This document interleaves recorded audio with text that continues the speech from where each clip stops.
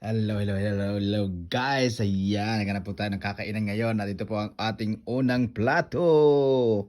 By the way, dito po tayo ngayon sa Eat All You Can. Yan, so unang plato pa lang po to.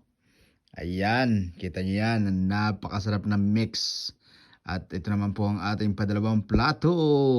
Iba't iba na naman karne to. Wala na, sagada na muna to. At medyo nagutom nga tayo at another plato na naman. So pantatlong plato na po to. Yan, hindi naman po tayo gutom. Medyo wala lang pong panlasa. Kaya ito pantatlong plato at medyo parang busog na. So at kumuha na po tayo ng dessert. Ng counting dessert din. Siyempre, libre to, libre. Kasama na sa kain natin yan sa binayaran. So bakit hindi? At siyempre nga ay sobrang kain natin, so lakad-lakad muna tayo. Yan, hikap-hikap muna at tanggal ng taba ng kolesterol.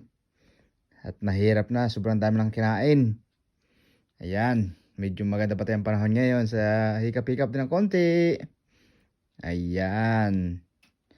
So medyo maganda-ganda ng pakinlasa. Hindi kaya kanina busog na busog. Kita niyo naman, no, medyo gumanda ang panahon. Bihira lang po to. At yan na nga. At ikap-ikap na rin tayo. Window shopping. Ayan. Rolling lang po. Rolling. Gala muna. Talagang napadami ang kain.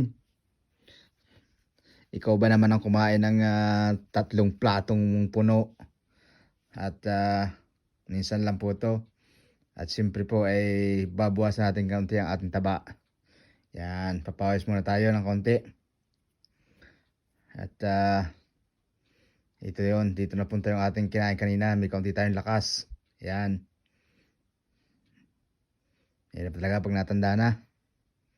Yan. Sige. Para mawala ang taba na nakain kaninang marami. Ganyan lang po, kain ng marami, papawis ng kaunti. Di ba? Bawi din. Sige lang. See?